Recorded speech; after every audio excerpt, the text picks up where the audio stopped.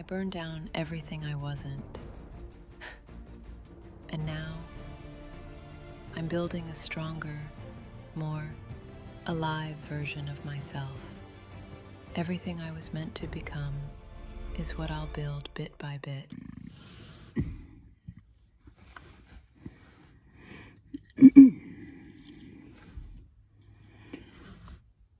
Hello, this is Casey from the Ashes, and I am still hiding that freaking turkey neck chin.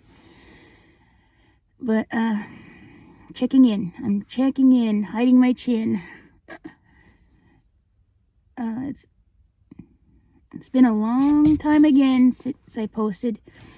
I actually made a video about a month ago just to check in, and when I went to edit it, I did not like what I saw, so I deleted it.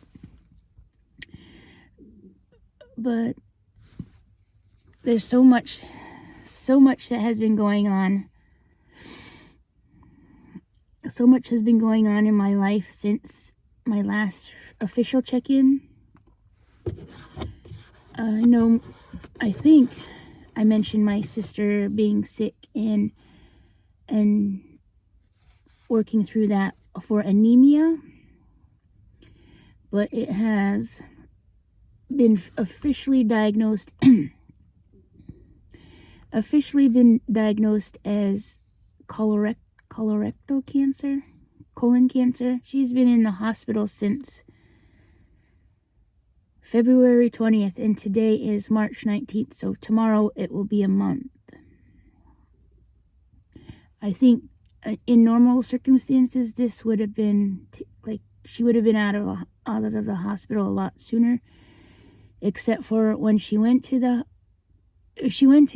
doctor, because they've been giving her B12 shots to try to help her energy. And since the last emergency room visit, she had met with a new doctor, like a specialist, who was who had an appointment set up for April for a CAT scan, and she went down to her regular nurse practitioner who took one look at her and said, yeah, we can't wait on that CAT scan. You have to go now and get it done. So off she went to a hospital in her city, and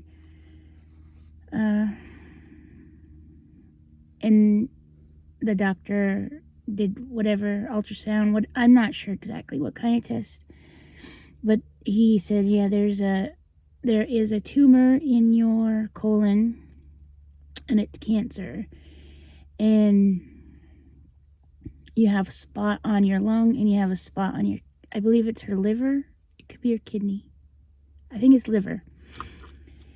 So they had admitted her that same day, and that either that night or the next night, I think it was the next night, she had gone to the bathroom to help her to go to the bathroom. She was still being at that time able to walk on her own, but when she got back from the hospital or back from the bathroom, she just couldn't catch her breath. Some kind of embolism. She had blood clots in her lungs that went to her heart. So she ended up with two blood clots that went to her heart. One was in easy when they went in and did their procedure to remove them. One was easy, but one they said was a little bit older. So it kind of grew, got stuck, and they were not able to get rid of it that easily. So they moved her. She got all that taken care of, and it was really, really dicey for a while. We were talking end of life care, funeral arrangements, stuff I did not want to be dealing with.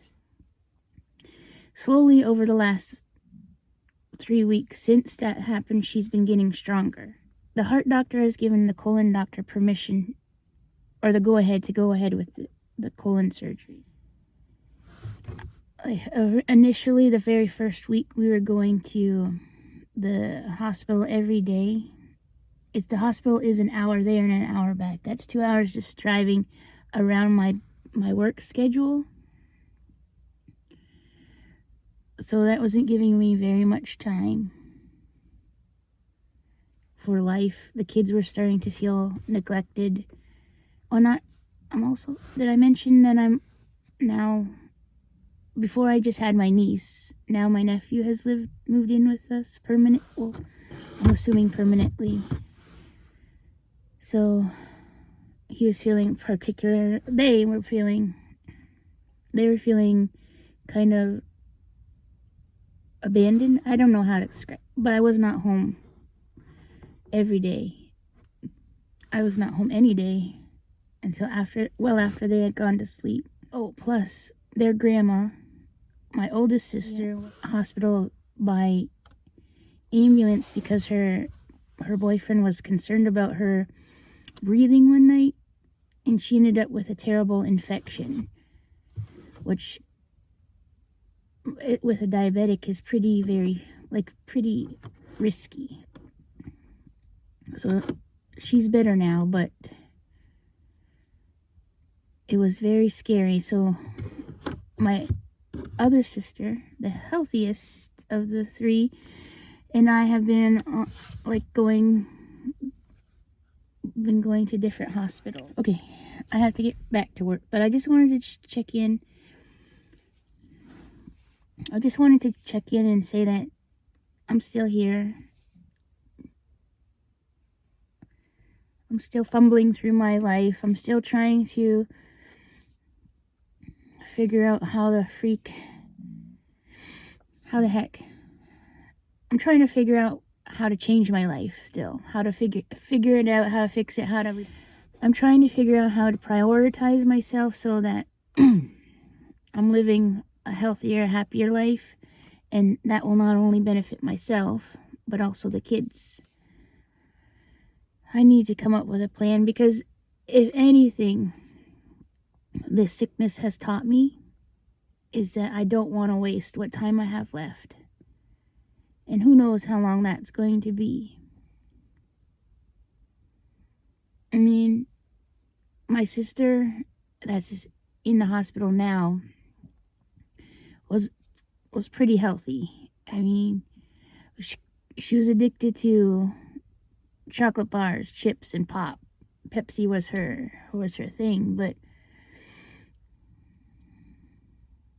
I mean, she walked everywhere. She lived an independent life. She took good care of herself. I mean, when the doctor advised her something about making a change, she followed those rules pretty religiously. So this is kind of shocking. And eye-opening, I guess. Eye-opening that anytime things can just come up and get you. So yeah, I don't want to live this kind of life for the rest of my life. I don't want to have a premature death because of my weight. I don't want to have a premature death because of something I can control and I can fix and I can change. So I'm going to rededicate myself to loving myself and changing this life and becoming that phoenix I've always wanted to be, rising from the ashes. Because pretty much my life has burnt down to it's rubble. I messed up my entire life. Pretty much every area of my life, and I need to repair that. So stay tuned for the upcoming changes and fixes.